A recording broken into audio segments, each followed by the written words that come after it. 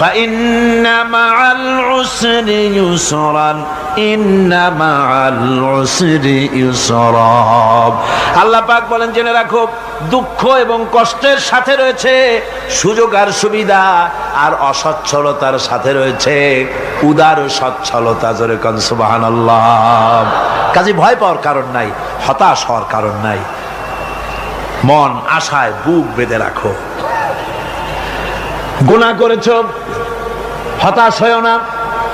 যুবকদের গুনাহ করা স্বাভাবিক, যাই কিছু করেন না কেন ভয় পাওয়ার কারণ নাই, নিরাশ হওয়ার কোনো দরকার নাই।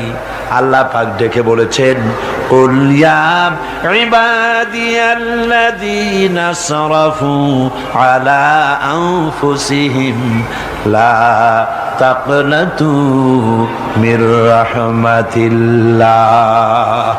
আরে আমার আল্লাহর মতো এত ভালো আর কেউ আছে? এত দরদ আর কারো আছে? আমার আল্লাহ বলেন, ও নবী আপনি শোনায় দেন, হে আল্লাহর বান্দারা, তোমরা যারা নিজেদের উপরে বাড়াবাড়ি করেছো, নিজেদের উপরে জুলুম করেছো, অত্যাচার করেছো, আমি আল্লাহর রহমত থেকে নিরাশ হয়ে যেও না। মানুষ যদি অপরাধ করে, বাপের সাথে অপরাধ করেছে, মায়ের সাথে অপরাধ করেছে, মা বাবা সন্তানের চাইতে এত বড় কল্যাণকামী তো আর কেউ নাই, কিন্তু মা বাবা কোনোদিন বলে না আয় আমার ছেলে তোরে মাফ করে দেই, এরকম বলে নাকি? আমার আল্লাহ হচ্ছেন এমন আল্লাহ, আল্লাহ রাব্বুল আলামিন ডাকেন, এ বান্দা খুন করেছিস ফিরে আয়, জিনা করেছিস ফিরে আয়, হত্যা করেছিস ফিরে আয়, চুরি করেছিস ফিরে আয়, কুফরি করেছিস ফিরে আয়, সুদ খেয়েছিস, ঘুষ খেয়েছিস, মদ খেয়েছিস ফিরে আয়, এসে আমার দরবারে চোখের পানি ফেল, আমার দরবারে কাঁদাকাটি কর। ইন্নাল্লাহা ইয়াগফিরুয যুনুবা জামিআ ইন্নাহু হুয়াল গফুরুর রহিম। আমার দরবারে চোখের পানি ফেলে কাঁদ, আমি রব্বুল আলামিন জিন্দেগীর গুনাহ মাফ করে দেব। সুবহানাল্লাহ কোন, সুবহানাল্লাহ কোন। আমার কাছে কাঁদ, চোখের পানি ফেল। আল্লাহ রাব্বুল আলামিনের কাছে বান্দার দুইটা ফোঁটা বেশি প্রিয়। একটা হলো জিহাদের ময়দানে যে রক্ত ফোঁটা দেওয়া হয়, এটা আল্লাহর কাছে প্রিয়। আর আল্লাহর ভয়তে গুনার জন্য লজ্জা করে, অনুশোচনা করে বান্দা যখন চোখের পানি ছেড়ে দেয়, আল্লাহর কাছে এটা অত্যন্ত প্রিয়। নবীজি বলেছেন, বান্দা যখন গুনার ভয়তে, আল্লাহর ভয়তে, জাহান্নামের ভয়তে অনুশোচনা করে যখন চোখ দিয়া পানি ছেড়ে দেয়, ওই চোখের পানি নাকের অর্ধেক আসতে না আসতে আল্লাহ রাব্বুল আলামিন বান্দারে মাফ করে দেন। আল্লাহ বরদাস্ত করতে পারেন না যে বান্দা কান্দু। আমার ভাইরা, আল্লাহ রহমত এই পৃথিবীতে, আল্লাহ রহমতকে 100 ভাগ করা হয়েছে। আল্লাহ রহমতের কত ভাগ? এই 100 ভাগের 1 ভাগ সারা পৃথিবীতে ছড়াই দেওয়া হয়েছে। আর 99 ভাগ কার কাছে? আল্লাহর কাছে। 1টা ভাগ দুনিয়া ছড়ানো হয়েছে আদম আলাইহিস সালাম থেকে নিয়ে এই পর্যন্ত, এখান থেকে নিয়ে কিয়ামত পর্যন্ত পৃথিবীতে যত মানুষ আসবে, যত প্রাণী আসবে, তাদের মধ্যে প্রাণী জগতেও গাবি তার বাছুরকে ভালোবাসে ঠিক কিনা, হাতি তার বাচ্চাকে ভালোবাসে ঠিক কিনা, মুরগি তার বাচ্চাকে ভালোবাসে কিনা, প্রত্যেক মাই তার সন্তানকে ভালোবাসে মানুষের মতো। এই ভালোবাসা, স্নেহ, এই মমতা, এই করুণা, এই মহব্বত 1টা ভাগ দুনিয়ায় দেওয়ার পর আপনি আর আমি যতটুকুন ভাগে পেয়েছি, সেই মহব্বতে, স্ত্রীর মহব্বতে অস্থির, মায়ের মহব্বতে অস্থির, সন্তানের মহব্বতে অস্থির। এখন চিন্তা করেন, 1টা ভাগ সারা পৃথিবীতে বিতরণ করার পর যেটুক পেয়েছি, তাতে যদি এত মহব্বত হয়, তাহলে এর 99 ভাগ মহব্বত যে আল্লাহর কাছে জমা আছে, এই বান্দার জন্য তার কত মহব্বত, এই বান্দার জন্য কত করুণা তার, কত মহব্বত তার, কত দয়া তার। এজন্য আল্লাহ রাব্বুল আলামিন বলেছেন, নাব্বি ইবাদি আন্নি আনাল গফুরুর রহিম। ও আমার নবী, সুসংবাদ দিয়ে দাও, বান্দাদেরকে শোনায় দাও যে আমি আল্লাহ তাআলা ক্ষমাশীল আর দয়াবান। হুজুর কাঁদতেছিলেন। হযরত ওমর রাদিয়াল্লাহু তাআলা আনহু এসে দেখেন হুজুর একা কাঁদতেছে। হুজুর জিজ্ঞেস করছেন, হযরত ওমর জিজ্ঞেস করলেন, হুজুর আপনি কাঁদেন কেন? জিবরাইল এসে আমাকে বললেন, আল্লাহ পাক বলেছেন, হে আমার নবী, ইসলামের ভিতরে থেকে যে সমস্ত মানুষগুলো ইসলামের ভিতরে থেকে চুল আর দাড়ি পাকায় দিছে, কিয়ামতের দিন এই লোকগুলারে আমি শাস্তি দিতে আমার শরম হবে। হযরত ওমর বলেন, হুজুর উম্মতের জন্য কত বড় খোঁজ খবর এটা, আর আপনি কাঁদতেছেন। হুজুর বলেন, ওমর তুমি জানো না আমার কান্নার কারণ ভিন্ন। আমার কান্নার কারণ হলো যে আল্লাহ রাব্বুল আলামিন কিয়ামতের দিন দাড়ি চুল পাকা বান্দারে শাস্তি দিতে শরম করবেন। সেই দাড়ি চুল পাকা বান্দাগুলি আল্লাহর সাথে নাফরমানি করতে শরম করে না। আমি এই লজ্জায় কাঁদতেছি।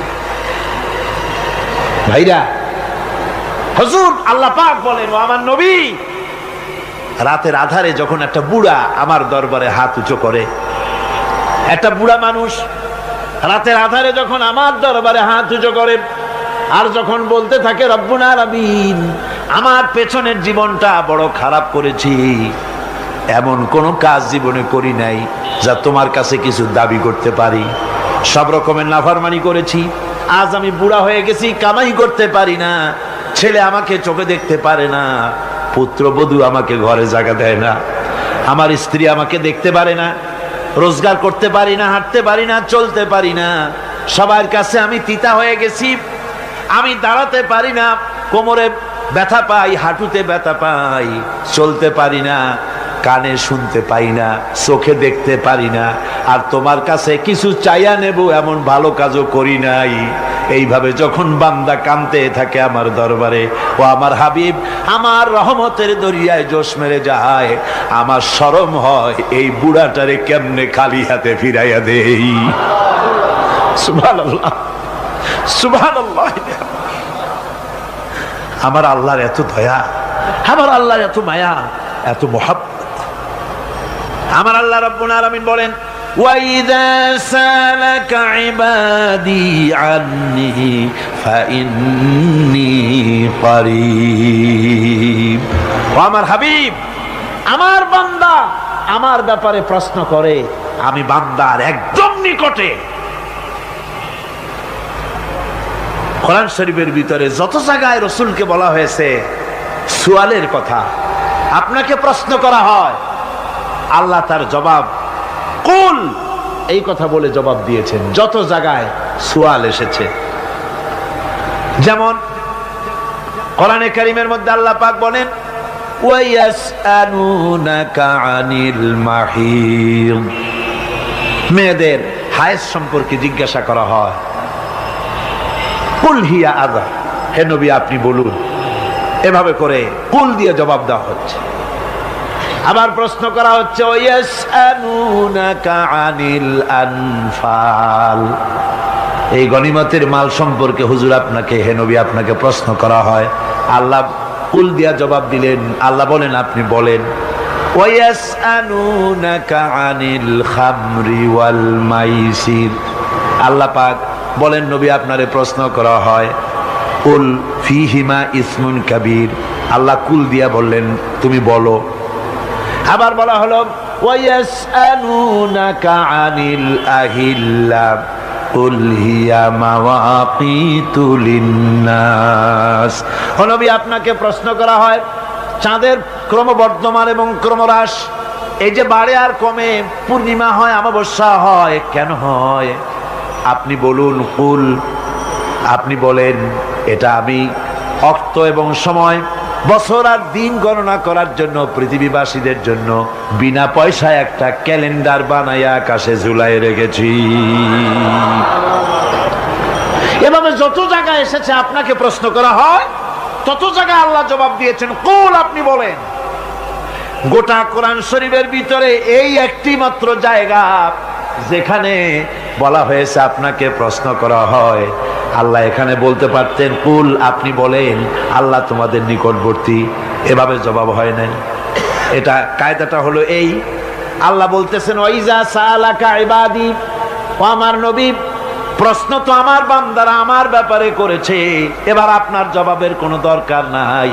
প্রশ্ন আমার ব্যাপারে, আমি নিজে জবাব দিয়ে দেই, ফা ইন্নী কারীব। ও বান্দা, আমার ব্যাপারে প্রশ্ন করেছিস, জবাব আমি দেই, আমি তোর সবচাইতে বেশি নিকটে। সুবহানাল্লাহ। কত নিকটে? وَنَحْنُ أَقْرَبُ إِلَيْهِ مِنْ حَبْلِ الْوَرِيدِ। তোর যেই রগ, এই শাহরগের চাইতেও আমি তোর বেশি কাছে। সুবহানাল্লাহ। আমারে ডাক, আমারে ডাক। দিল থেকে যে কথা বেরোয় তা প্রভাব বিস্তার করে, ডানা নাই কিন্তু ওড়ার ক্ষমতা রাখে। মনের কথাই ভিন্ন, মন থেকে, দিল থেকে, কলিজা থেকে, অন্তরের গভীর কন্দর থেকে মুহাব্বতের সাথে কেউ যদি একবার বলে আল্লাহ, বলেন আল্লাহ, আল্লাহ, আল্লাহ। আল্লাহ রাব্বুল আলামিন বলেন অন্তরের অন্তঃস্থল থেকে একটি বার যদি বান্দা বলেন আল্লাহ, আল্লাহ বলেন 70 বার সাড়া দিয়া জিজ্ঞেস করি, বান্দা কি চাও, আমি তোমার কাছে আছি। সুবহানাল্লাহ। আমি তোর একদম কাছে, কি চাস বল, বল আমার কাছে। এমন দয়াবান, এমন মেহেরবান, এমন আল্লাহ আমাদের। সে আল্লাহ রাব্বুল আলামিন তিনি বলছেন وَقَالَ رَبُّكُمْ উদউনি আস্তাজিব লাকুম। তোমাদের রব বলেছেন আমারে ডাকো, আমি আল্লাহ ডাকের সাড়া দিয়া দেব। সুবহানাল্লাহ। কারে ডাকতে হবে? কারে ডাকতে হবে? এই বিশাল জনসমুদ্র একযোগে চিল্লায় কোন কারে ডাকতে হবে? কোন পীর সাহেবকে নয়, আল্লাহর কসম কোন খাজা বাবাকে নয়, ডাকতে হবে কারে? চিল্লায় কোন কারে? ওয়াকালা রাব্বুকুম উদউনি, তোমার রব তোমাকে বলতেছে আমারে ডাকো, আস্তাজিব লাকুম, আমারে ডাকবে আমি সাড়া দিয়ে দেব। সুবহানাল্লাহ। আল্লাহকে ডাকেন, কি চাই আপনার বলেন, কি চাই? আল্লাহর কাছে চান, আল্লাহ দিয়ে দিবে। দেওয়ার জায়গা আল্লাহর কাছে চাইবেন, আল্লাহ দিবেন। দেওয়ার জায়গা, চাওয়ার জায়গা হলো সেজদায় পড়ে যাবেন। আমার ভাইয়েরা, জায়গাটা চিনায় দিলাম। মাজারে যাওয়া লাগবে না, কবরে যাওয়া লাগবে না। 2 রাকাত নামাজ পড়ে সেজদায় পড়ে গিয়া যত বিপদ আছে, মুসিবত আছে, সেজদার মধ্যে চোখের পানি ছেড়ে দেন আর কেন্দে কেন্দে জীবনের কথা বলেন। আল্লাহ রাব্বুল আলামিন আপনার আওয়াজ শুনবেন আর দোয়া কবুল করে নিবেন। কাঁদতে হবে আল্লাহর কাছে। কার কাছে? আল্লাহর কাছে। সুম্মা ইস্তাগফিরুল্লাহ, আর এরপরে সে যদি আমি আল্লাহর কাছে ক্ষমা চাই, ইয়াজিদিল্লাহ গফুরার রহিমা, সে আমি আল্লাহকে গফুর এবং রহিম হিসাবে পাবে। সুবহানাল্লাহ। আল্লাহকে গফুর এবং রহিম হিসাবে পাওয়া যাবে। সব আল্লাহকে বলতে হবে, গুনাহ মাফ চাইতে হবে। এই জন্য হুজুর সাল্লাল্লাহু আলাইহি ওয়াসাল্লাম দৈনিক 100 বার তওবা পড়তেন। কোন হাদিসে আছে 70 বার, কোন হাদিসে আছে 100 বার তওবা পড়তেন। নামাজের পরে তো প্রত্যেক নামাজই পড়তেন হুজুর, সালাম ফিরাতেন আর সাথে সাথে বলতেন আল্লাহু আকবার, আস্তাগফিরুল্লাহ, আস্তাগফিরুল্লাহ, আস্তাগফিরুল্লাহ। মনে থাকবে আপনাদের? মনে থাকবে? সালাম ফিরাইয়া কি বলবেন? না, সালাম ফিরাবার সাথে সাথে বলবেন আল্লাহু আকবার, তারপরে পড়বেন আস্তাগফিরুল্লাহ, আস্তাগফিরুল্লাহ, আস্তাগফিরুল্লাহ। তওবা পড়বেন, আল্লাহর কাছে সবসময় গুনাহ মাফ চাইতে থাকবেন, বিনীত থাকবেন। আল্লাহকে পাওয়া যাবে, তাকে রহিম হিসেবে পাওয়া যাবে। সুতরাং ঈমান বিল্লাহ, আল্লাহর প্রতি ঈমান আনলে পরে 4th নম্বরের যে উপকারটা হবে সেটা হলো হতাশায় ভুগবে না, নিরাশায় ভুগবে না, আশায় বুক বেঁধে উঠবে, ঈমান মজবুত হবে, আল্লাহর কাছে মানুষ বিনয়ী হয়ে যাবে। এবার 5ম নম্বরের উপকার আমি বলছিলাম, ঈমান বিল্লাহ, আল্লাহর প্রতি ঈমান আনলে পরে অসংখ্য উপকার হয়। অসংখ্য বৈশিষ্ট্যের আছে। এর 6টা উপকারের কথা আমি বলবো। কয়টা? অসংখ্য উপকারের ভিতরে প্রধান 6টি উপকারের কথা বলবো। এর বললাম কয়টা? 4টে বলছি। এবার বলো পঞ্চম উপকারের কথা। আল্লাহর প্রতি আপনি পূর্ব পশ্চিমে কতবার মুখ ঘোরালেন, এটাই কিন্তু আপনার আসল সৎ কাজ নয়। আসল সৎ কাজ হলো আল্লাহর প্রতি ঈমান আনা। এই ঈমানের ব্যাপারে 3টা দিন আমরা পার করে দিলাম, এখনো কথা শেষ হয় নাই। আল্লাহর প্রতি ঈমান আনলে পরে যে উপকারটা হবে 5ম নম্বরে, সেটা হলো কঠোর এবং কঠিন বিপদের ভিতরে বান্দার ভিতরে অবিচলতা এবং ধৈর্যের সৃষ্টি হয়ে যাবে। আলহামদুলিল্লাহ। কঠিন বিপদ মুসিবত আসলে পরে সে অবিচল থাকবে। সারা দুনিয়ার বিপদ আপদ, শত্রুতা, দুঃখ, কষ্ট, মুসিবত, জুলুম, নির্যাতন সবকিছু পাহাড়ের মতো উঁচু হয়ে তাকে ঘিরে ফেলবে, কিন্তু তাকে এক চুলও নাড়াতে পারবে না। আলহামদুলিল্লাহ। সারা পৃথিবী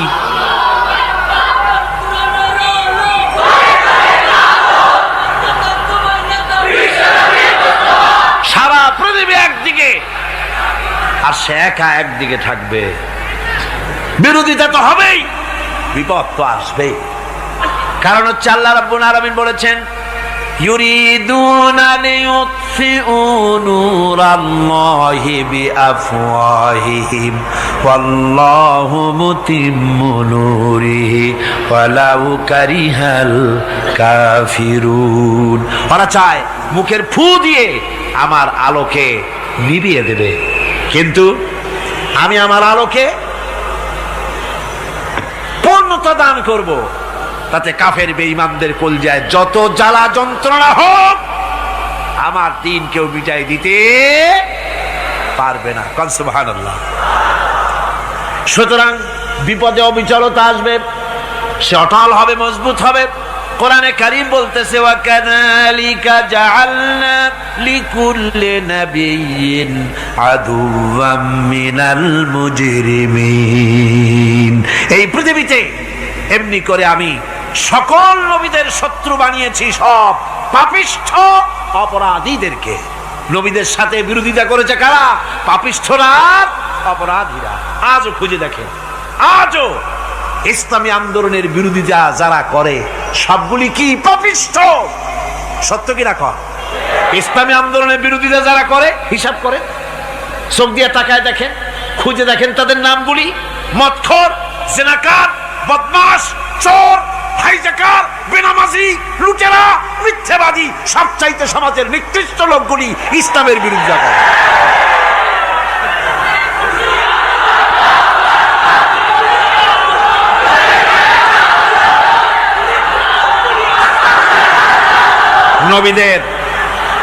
নবীদের শত্রু আল্লাহ বলেন, সব যুগে নবীদের সাথে শত্রুতা করেছে পাপিষ্ঠরা।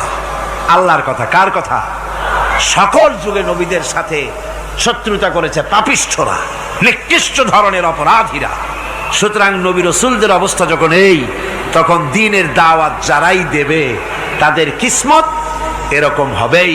এই বাধার মোকাবেলা তাদেরও করতে হবে। এই যে বাধাটা আসে, এই যে মারে, অপরাধ কি? এই যে তারা চোর বা ডাকাত যাদের মারা হয়। আল্লাহ রাব্বুল আলামিন বলেন অপরাধ হলো, ওয়ামা নাকামু মিনহুম ইল্লা আইয়ুমিনু বিল্লাহিল আজিজিল হামিদ।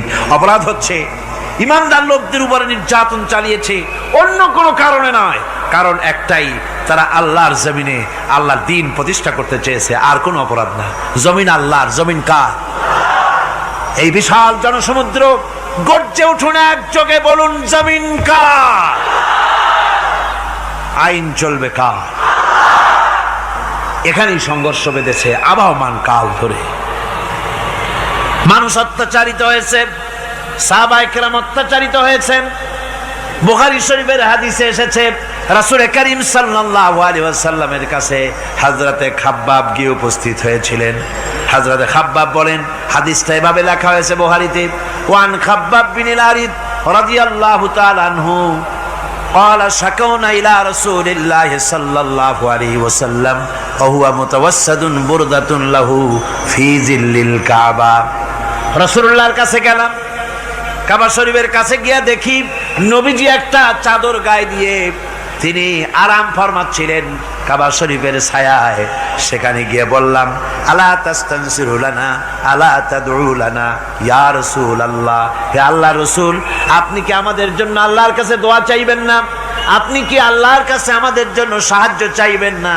আমাদের লোকগুলিকে, মুসলমানগুলিকে মারতে মারতে তো শেষ করে ফেলে দিল।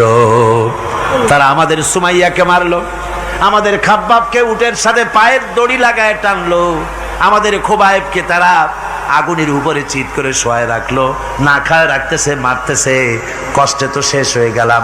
হুজুর, আপনি কি আমাদের জন্য দোয়া করবেন না? হাদিস শরীফে এসেছে, নবীজি উঠে বসলেন সোজা হয়ে।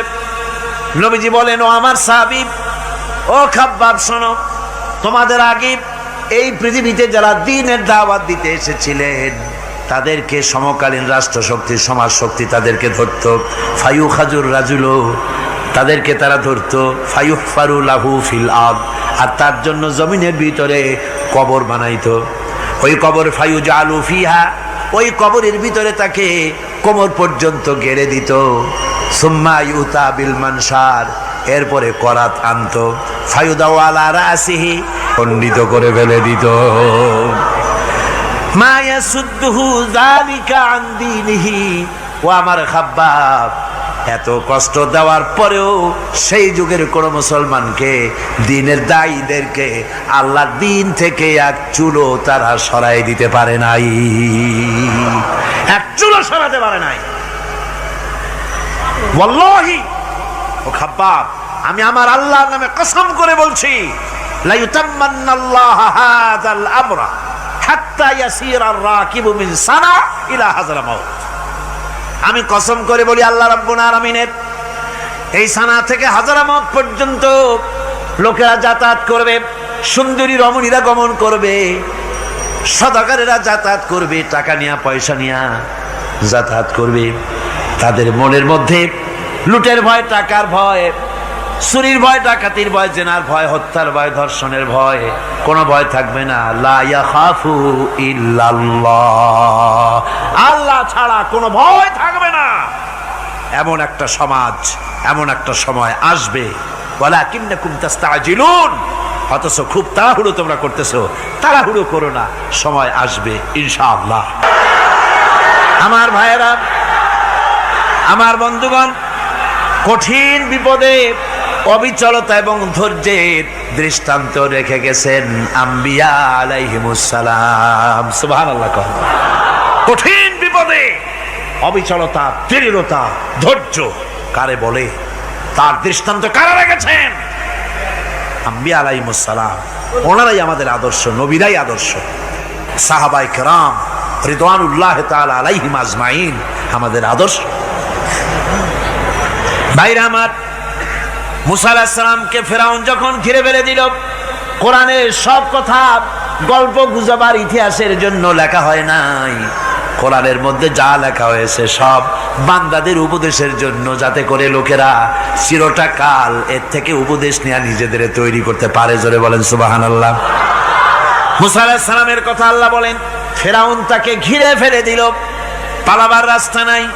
ফালাম্মা ترى الجمعان قال أصحاب موسى إنا لمدركون।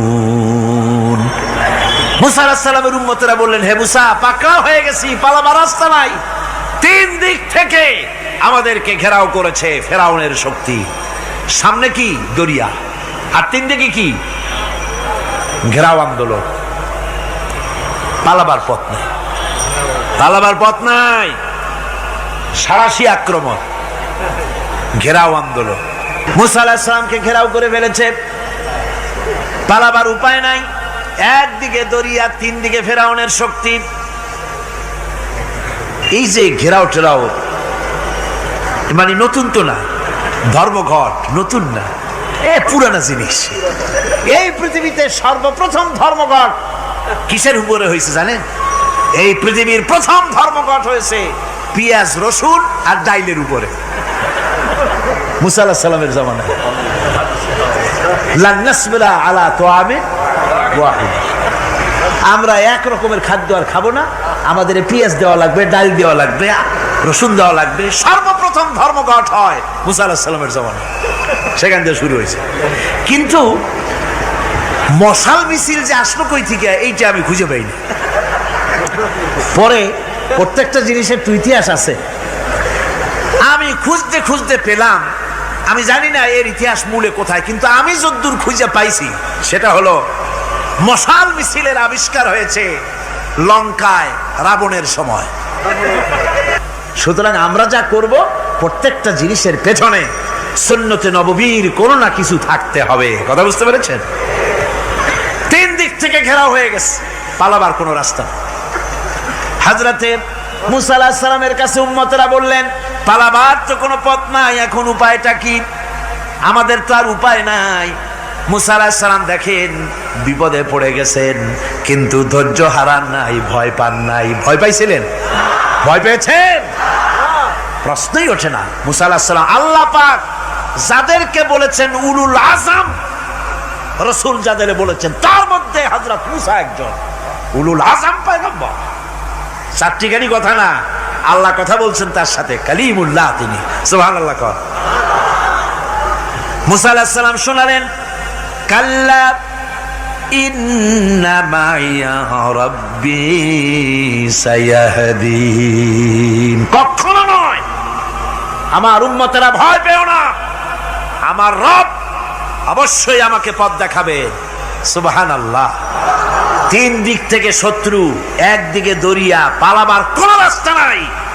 সেখানে দৃঢ়তার সাথে তিনি বলছেন, অবশ্যই আমার আল্লাহ আমারে পথ দেখাবে। সুবহানাল্লাহ। নবীরা এই দৃঢ়তা দেখিয়েছেন, অবিচলতা দেখাইছেন। আল্লাহ পাক মুসা আলাইহিস সালাম যখন এই দৃঢ়তা দেখালেন, এই অবিচলতা দেখালেন, সঙ্গে সঙ্গে জিবরাইল এসে হাজির হয়ে গেলেন। আল্লাহ পাক বলেন, ফাআওহাইনা ইলা মূসা আন আদরিব বিআসাকাল বাহরা ফানফালাকা ফাকানা কুল্লু ফিরকিন কাত্তাউদিল আযীম। মূসা আলাইহিস সালামকে আমি ওহী নাযিল করলাম, তাকে বললাম হাতে যে লাঠি আছে এই লাঠি দিয়ে আঘাত করো দরিয়ার উপরে। দরিয়ার উপরে আঘাত করলেন, একটা রাস্তা হয় নাই, 12টা রাস্তা তৈরি হয়ে গেল। আর দেওয়ালগুলা পাহাড়ের মতো উঁচা হয়ে গেল। দরিয়ার ভিতরে পাহাড়ের মতো উঁচা মজবুত 12টা রাস্তা। এবার মুসা আলাইহিস সালাম তার দলবল নিয়ে চললেন। আল্লাহ রাব্বুল আলামিন বলেন, ওয়া আনজাইনা মূসা ওয়া মান মাআহু আজমাইন। মুসা এবং তার সাথী সঙ্গীদেরকে আমি পার করে দিলাম। মুসা আলাইহিস সালাম এবং তার সাথী সঙ্গী নিয়ে যখন দরিয়ার মাঝখানে আসছে, ফেরাউন তার দলবল নিয়ে এসে গেছে। আসে দেখে নদীর মধ্যে রাস্তা। বাবা, খুব তো কায়দা। ও মনে করছে ওর বাজানের তৈরি করা ডিস্ট্রিক্ট বোর্ডের রাস্তা। ওর লোকজন নিয়ে নেমে গেছে দরিয়ার ভিতরে। ও আসছে মাঝখানে, মুসা আলাইহিস সালাম চলে গেছেন ওপার, দরিয়া পার। মাঝখানে যখন এসে গেল, আল্লাহ রাব্বুল আলামিন পানিকে অর্ডার করলেন কুন। আল্লাহর তো বটন টেপা লাগে না, মুখ দিয়া কোনো হুকুম করা লাগে না, শুধু বলেন কুন। যে ব্যাপারে কুন বলেন ফায়াকুন, সাথে সাথে হয়ে যায়। আল্লাহ বললেন কুন, আর অমনি রাস্তা বন্ধ হয়ে গেল। এবার তুফান শুরু হয়েছে নদীতে, ঢেউয়ের উপরে ঢেউ, মৌজুন কাল জিবাল, পাহাড়ের মতো উঁচু হয়ে হয়ে ঢেউ আসতেছে। দলবল ঘোড়া আর অস্ত্রপাতি যা ছিল সব মরে শেষ। এবার ফেরাউন একা উপরে ওঠে আর নিচে নামে, পানি খেতে খেতে পেটের কাম সারা।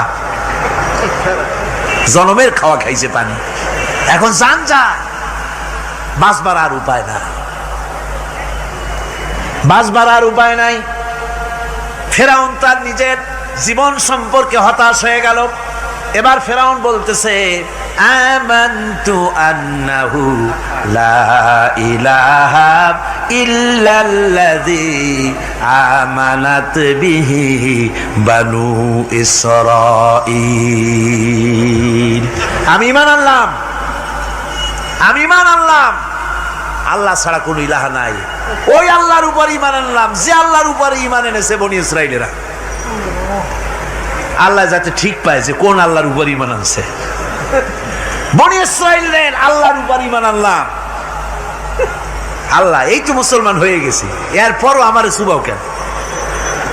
আল্লাহ রাব্বুল আলামিন জবাবে বলেন আল আন, এখন ওয়াকাদ আসাইতা ক্বাবলু ওয়া কুনতা মিনাল মুফসিদিন। এখন ঈমান আনার কথা বলছো? তোমাকে আজকে ছেড়ে দেব না, আমি তোমাকে মারব। আর সমস্ত প্রাণীগুলিকে, স্থলচর প্রাণীগুলিকে আল্লাহ পাক অর্ডার দিয়া দিলেন, এই ফেরাউনের লাশকে ডুবাবি না, পচাবি না, খাবি না। আলিয়াউমা নুনাজ্জিকা বিবাদানিক, আমি তোমার শরীরে বাঁচায় দেব। পোকে খাবে না, পানিতে পচবে না, মাছে খাবে না, কুমিরে খাবে না, দুনিয়ার কোনো পশুতে খাবে না। আমি তোরে শুটকি বানাইয়া রাখবো, যাতে করে দুনিয়ার সমস্ত ফেরাউন যত যুগে যুগে আসে তোরে দেখে যেন হেদায়েত নিতে পারে। ফেরাউনকে আল্লাহ শুটকি বানায় রাখছে। আমি ফেরাউনদের লাশ দেখেছি ব্রিটিশ মিউজিয়ামে। ফেরাউন তো একটা না, অনেকগুলা। এই বিশাল ভূভাগকে শোষণ করে ইংল্যান্ডের দ্বীপটাকে তারা সাজাইছে। তারা ময়ূর সিংহাসনের, শাহজাহানের ময়ূর সিংহাসনের ময়ূরের বাম চোখে কোহিনূর মণি লাগাইছিলেন। শাহজাহান ময়ূরের ডান চোখে কোহিনূর মণি লাগায় নাই। কোহিনূর মণির অনেক দাম, আমি দেখে এসেছি মণি। এখন সেটা কুইন এলিজাবেথের মুকুটে শোভা পাচ্ছে। সেই মণি এমনি বলে প্রবাদে 7 রাজার ধন 1 মাণিক্য, বলেন এরকম অনেক দাম। শাহজাহান দেখালেন আমি মুসলমান, আমার কাছে এটার দাম নাই, এই জন্য ময়ূরের ডান চোখে লাগালাম না, বাম চোখে লাগাই দিলাম। এইটারে চুরি করছে। তারপরে মিশর থেকে, মিশরের মমি চুরি করেছে, জুতা চুরি করছে, ছাতি চুরি করছে, পিসা চুরি করেছে। বলতেছিলাম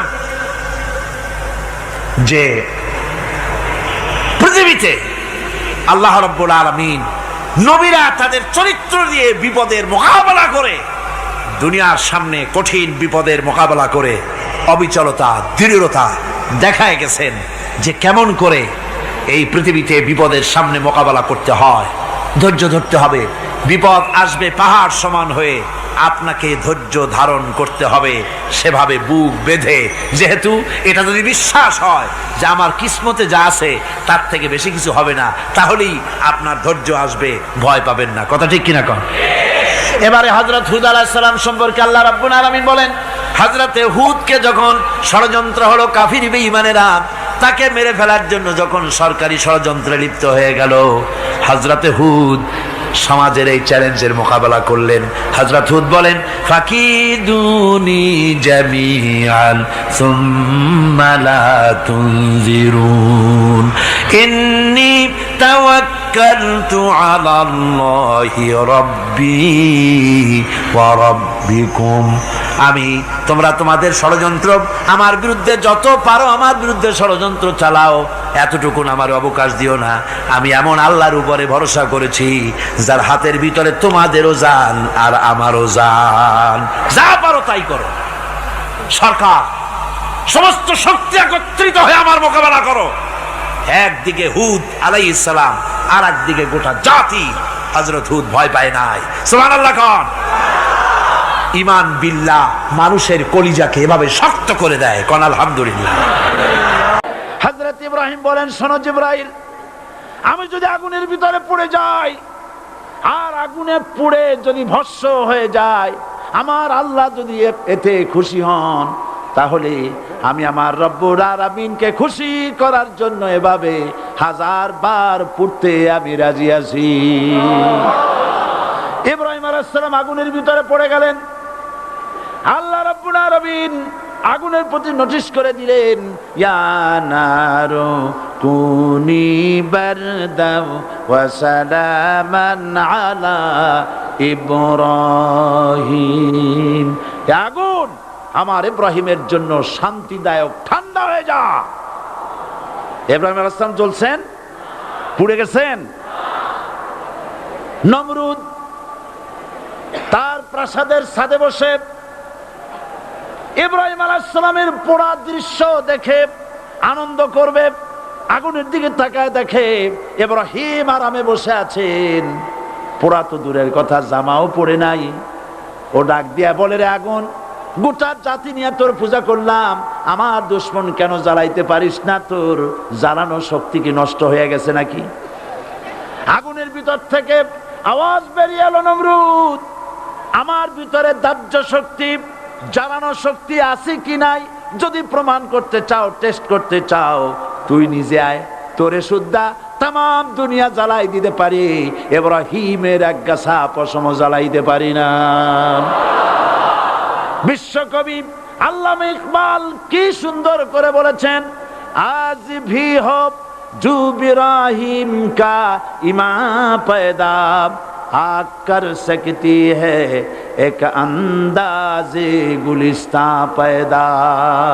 ইব্রাহিমের ঈমান যদি আজও কোথাও হয় বিদ্যমান, করতে পারেন অগ্নিকুণ্ডে খুবসুরত এক গুলিস্তান। এখনো যদি ইব্রাহিমের সন্তানদেরকে আগুনের মধ্যে ফেলে দেওয়া হয়, আর ইব্রাহিম ঈমান যদি থাকে, আগুনকে ফুলের বাগান বানাবার ক্ষমতা আল্লাহর আছে।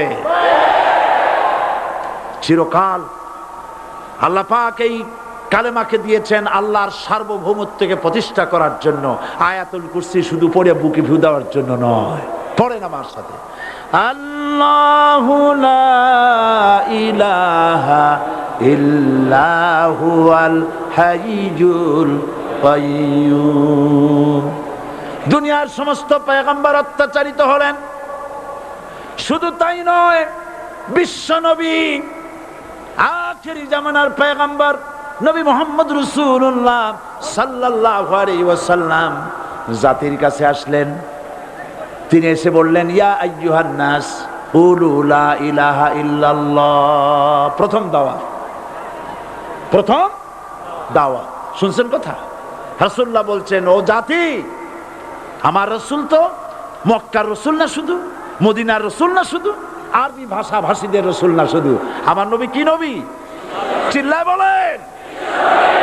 তাই তিনি বলেছেন, ও বিশ্বের মানবতা, বিশ্বের মানব গোষ্ঠী, যদি মুক্তি পেতে চাও, নাজাত পেতে চাও, উচ্চারণ করো, বিশ্বাস করো, আমল করো, বলো লা ইলাহা ইল্লাল্লাহ। জোরে পড়েন, লা ইলাহা ইল্লাল্লাহ, লা ইলাহা ইল্লাল্লাহু মুহাম্মাদুর রাসূলুল্লাহ।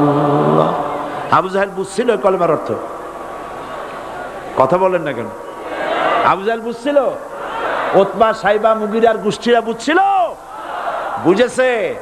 তারপরে তারা চিন্তা করলো যে সর্বনাশ তো করছে, লা ইলাহা, কোন ইলাহ নাই, আইনদাতা নাই, বিধানদাতা নাই, তাহলে আমরা কি ঘরে বসে বসে কি করব? উনি নতুন একজন ইলাহ নিয়ে আসছে, আল্লাহ ছাড়া কোন ইলাহ নাই, তাহলে আমাদের কাজটা কি? প্রথমে তারা চেষ্টা করলো যে একটু দেখি নরম নরম ভাবে হয় নাকি। চলে গেল আবু তালেবের কাছে, আসে না দিছে, বললো, আবু তালেব, তুমি তো কুরাইশদের নেতা, তোমার ভাইয়ের ছেলে কয়টাই কি? কি আশ্চর্যজনক কথা, লা ইলাহা ইল্লাল্লাহ, আল্লাহ ছাড়া কোন ইলাহ নাই, তা আমরা করব কি?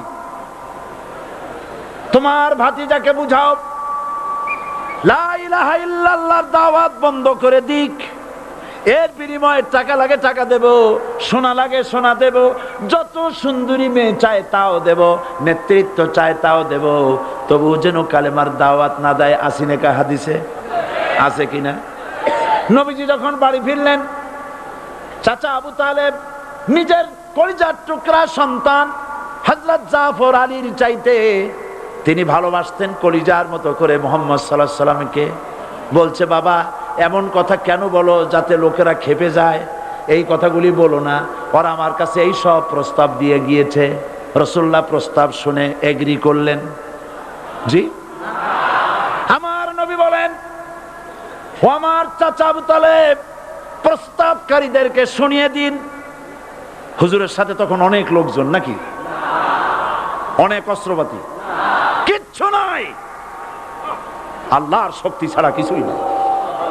আমার নবী বলেন, ও আমার চাচা আবু তালেব, প্রস্তাবকারীদেরকে শুনিয়ে দেন, যেটা দেওয়া সম্ভব সেটা তো দূরের কথা, যেটা দেওয়া সম্ভব নয় তাও যদি তারা দিতে পারে আমারে, যেমন আকাশের সূর্যটা ধরে এনে ওরা যদি আমার ডান হাতে তুলে দেয়, আকাশের পূর্ণিমার চাঁদটা ধরে যদি বাম হাতে আমার তুলে দেয়, এর বিনিময়ে এক মুহূর্তের জন্য তাওহীদের দাওয়াত আমি বন্ধ করে দেব না। সুবহানাল্লাহ।